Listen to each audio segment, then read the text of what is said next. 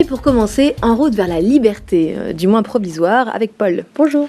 Oula, ça commence bien cette émission. Bonjour Anne-Laurence. Bon, je ne ferai pas de mauvais jeu de mots, je me tourne direct vers C'est Klaus ce qu'il y a de mieux Keller. à faire. Bonjour. Bonjour. Merci d'avoir accepté l'invitation pour nous parler de votre parcours de vie, ou devrais-je même dire un parcours de mort, comme on va le voir dans quelques instants.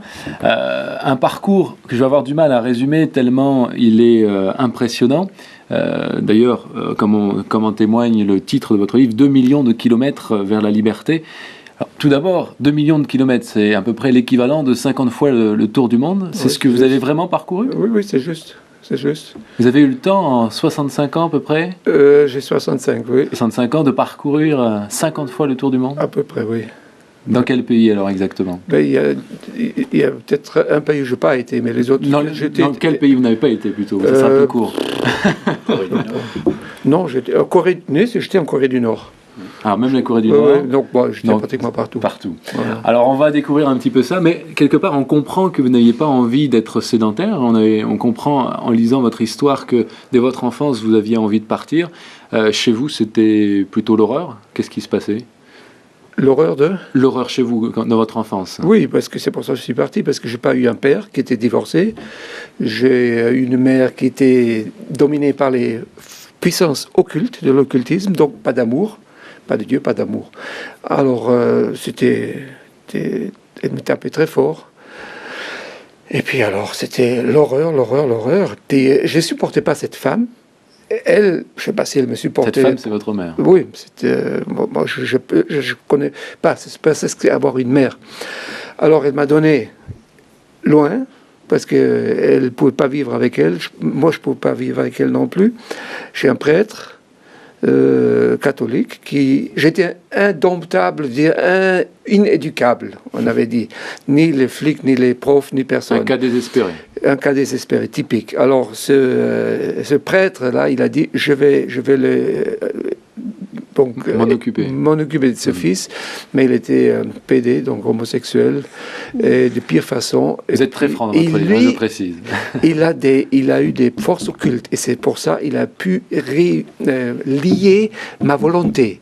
C'est le signe typique de l'ennemi. Donc, je vois que par Dieu, on a la décision de se décider contre Dieu.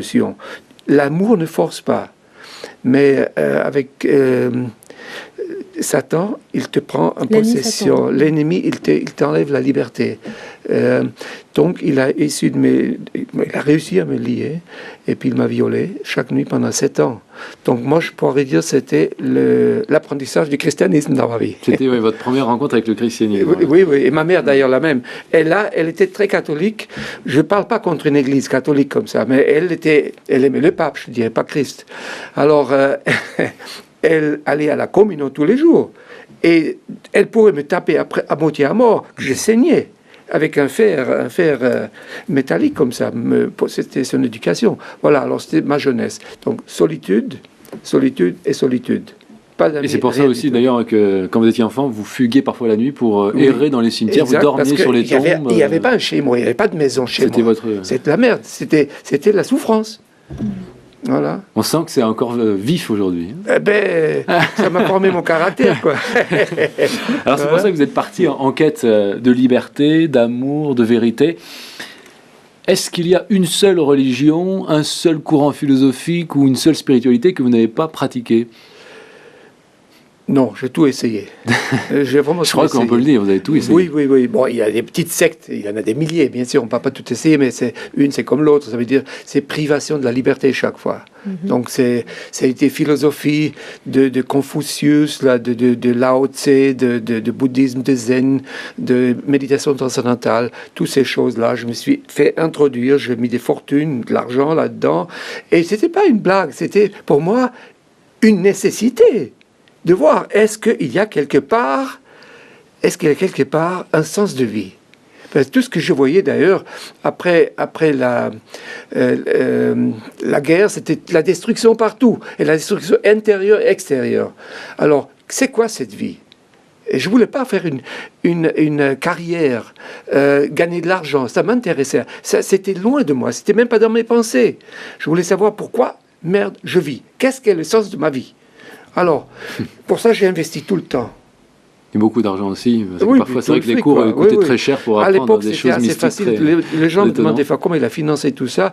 C'était pas très compliqué de gagner de l'argent. D'ailleurs, je trichais, j'ai volé aussi, j'ai des faux traveler checks, mais je pourrais écrire un livre là-dessus aussi, mais je ne le fais pas, bien sûr. Vous avez Donc, même essayé aussi l'argent, tout ce qui touchait aux drogues pour essayer de vous échapper aussi, à ce bien sûr, monde, bien quelque sûr. part. Parce que si on est mal dans une société, on cherche une autre. Alors, cette société, c'était la pourriture, comme je l'ai vécu. Je pense qu'elle est. Effectivement, alors on sort, drop out, comme on a dit, dans la drogue. Mais voilà, j'ai survécu. Et là, on plusieurs vous voit fois. d'ailleurs en photo pendant que vous parlez. On vous Ouais. l'a vu dans certaines tenues. Vous avez été déçu à chaque fois par ce que vous avez découvert. Oui, par, parce que je voyais, ça ne contient pas l'amour. Ça m'a donné par contre beaucoup d'expérience et beaucoup de pouvoir sur les gens aussi. Parce qu'avec une sagesse spirituelle, alors là, je pouvais jouer avec les gens. Et après. manipuler. Comme j'étais manipulé, moi, j'ai fait l'apprentissage maintenant. Durant mes 7 ans de l'hindouisme en Inde, je pourrais me faire invisible, je pourrais lire des pensées des personnes, des voyages astrales, je pouvais faire beaucoup de choses. Alors là, je voyais, peut-être c'est ça le sens de vie. Puis malheureusement, à la fin, j'ai resté sur ma soif. Parce que l'amour, il n'y était pas. C'était intéressant, c'était captivant. Mais ça ne m'a pas donné la paix intérieure. Vous vous rendiez compte à cette époque-là que vous cherchiez l'amour ou... Je pense qu'on Vous ne peut pouviez pas pas le vivre formuler comme sans ça. amour. Je crois que c'était... Il y avait deux choses. La vengeance contre cette société pour la détruire. Mais en même temps, on ne peut pas vivre sans amour. Je cherchais, bien sûr, dans les sexes. J'avais un groupe de musique, là. Il y a un CD que j'ai sorti 3 CD déjà. Donc... j'ai cherché dans les sexes, c'est des drogues après. Donc ça ne donnait pas l'amour. Alors, toujours pousser plus loin. Mais où alors?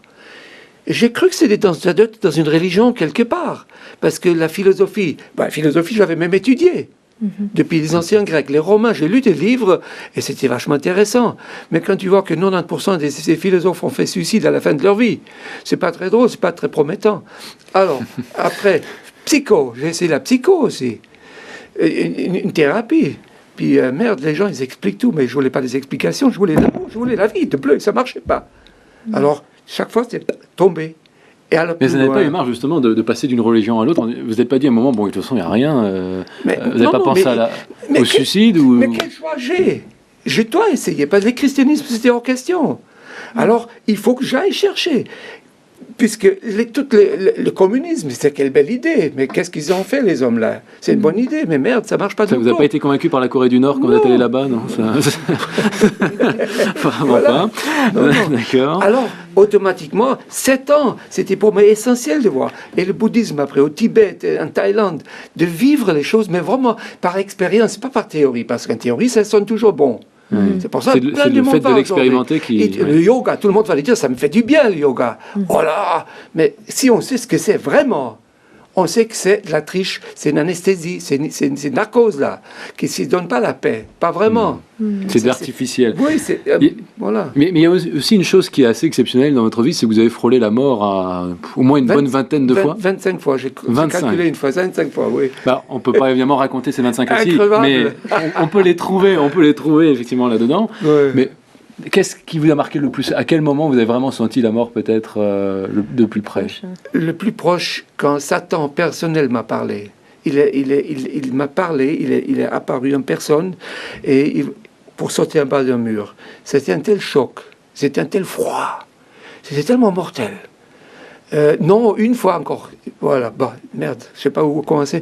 Quand j'étais pris otage en Colombie par les FARC, comme ça, ils m'avaient enlevé, puis j'avais un revolver, j'ai saigné, et je savais, ça sera, cette fois-ci, c'est la fin. Je croyais encore à cette époque à la réincarnation, je me dis, par la vie prochaine, peut-être mieux. Et c'est là, il y avait une petite étincelle en moi encore. Je voyais comme un bâtiment, ma vie, s'écrouler comme ça, pour le World Trade Center à l'époque. Mais c'était 20 ans avant, quoi. Et puis dans cette étincelle, il y avait comme une voix. Dieu, j'avais entendu une fois, Dieu est la vie. Bla, bla, bla, bla, bla. Dieu est la vie. Ça veut dire quoi? Mais en ce moment-là, c'était différent parce que j'étais là, revolver, et j'avais 1 seconde à vivre. 1 seconde, peut-être une fraction de seconde encore, avant qu'il tirait 7 fusils. Et là, j'ai dit, si Dieu est la vie, sauve-moi. Et le miracle s'est présenté, arrivé. C'est vraiment fou. C'est vraiment fou que je Et les suis 25 C'est miracles passé, sont aussi impressionnants. Hein. Oui, oui, bah alors, Mais moi, peut j'ai envie de ça savoir là-dedans. presque. Ah ben vous lirez le livre parce que c'est très long. Comment il a mais baissé la gâchette? Non, alors là, c'est vraiment fou. Moi, je vois, notre Dieu, il n'est pas comme tout le monde. Il est professionnel. Hein. Quand il fait les choses, c'est un vrai tueur à gages. quand c'est il ça, fait les mais- choses, il les fait comme il faut. Et le temps pour une demi-seconde, c'est pour une éternité pour Dieu. C'est ça. Humainement, ça ne se comprend pas. Mais justement, après tout ça, comment... bon, très bien, vous avez vécu ces miracles, mais qu'est-ce qui vous a ramené vers ce Jésus que vous vouliez absolument, que vous méprisiez, que vous rejetiez, bon, bah, suite notamment à ce qui s'était passé avec ce prêtre? Eh bien, alors, quand j'ai survécu cette attaque-là du FARC, j'ai vu, parce que j'ai dit Dieu est la vie. Alors, où est ce Dieu? Où est ce Dieu? Bon, quelque part dans l'Écriture, c'est marqué, on ne revient au Père que par Jésus. Alors, Jésus, je ne connaissais pas. Alors, je pense que c'est la question de confiance aussi, de faire confiance à quelqu'un. J'avais des copains, des copines qui s'étaient convertis. Et ce n'étaient pas des cons, ce n'étaient pas des idiots. Si ils se convertissent, ils doivent avoir autre chose que j'ai cru de savoir jusqu'à maintenant. Qui était devenu chrétien, en tout cas. Oui, ça, je me dis, ils sont fous. Qu'est-ce qui les prend, là? C'est pas ça. Il dit, non, Klaus, toi, tu as reçu une fausse image de la religion, de Dieu, de tout ça. Tout est falsifié. La vraie chose est différente. Alors, il m'a dit, même si tu veux, tu peux pas, parce que tu es tellement possédé par les démons que j'avais assimilé dans ma vie depuis ma jeunesse déjà, et dans les sciences occultes, dans les Himalayas, par les masques, par tout ce que j'avais essayé là-bas, Même le que voyage j'ai astral appelé. aussi. Oui. Alors, il a dit, même si tu veux, tu peux pas. Alors, tu as besoin d'un exorcisme. Je dis, c'est quoi encore? Je dis, voilà, exorcisme, d'accord. Ça me manque dans ma collection spirituelle. Alors, bon, pourquoi pas le faire? J'ai une expérience de plus de moi, qu'est-ce que ça peut bien me faire? Et puis, le pasteur, il me disait, pendant cet exorcisme, au nom de Jésus, je lis ces forces qui tiennent Klaus prisonnier. Une simple prière qui a changé. Mais on va pas tout raconter, parce qu'il faut laisser quand même du suspense sur ce qui est passé après. Oui. Mais une simple prière vous a permis de devenir chrétien par la suite? Non, pas encore. Parce que j'ai pensé à un exorcisme. Bon, il va raconter. Fusée dans le derrière, pigeon, tu vas. C'est comme ça quelque chose. Rien de cela. J'étais assis. Tu es libre. J'y crois, tu es libre maintenant. Je sens rien de différence comme ça. Ah, parce que je ne pouvais pas prononcer le mot Jésus. Je ne pouvais même pas le prononcer. Alors il m'a dit, qu'est-ce que tu veux maintenant? J'ai dit, pasteur, mais votre Jésus, il existe ou pas? Comment je peux savoir? Mais tu le demandes, je sais, ça va à la tête, tu ne peux pas lui demander, il est mort, il a 2000 ans. Non, il a ressuscité des morts. Alors il vit. Mais n'en dites pas plus. N'en dites pas plus. Il s'est passé quelque chose après. Mais la suite est dans le livre, parce que le temps nous manque aujourd'hui. Ouais. J'aurais beaucoup de questions à vous poser, mais il faudra qu'on vous invite à nouveau. Donc si vous voulez savoir comment parcourir vers la liberté, donc ce livre aux éditions Parvis de Klaus Kenneth. Merci beaucoup de nous avoir partagé.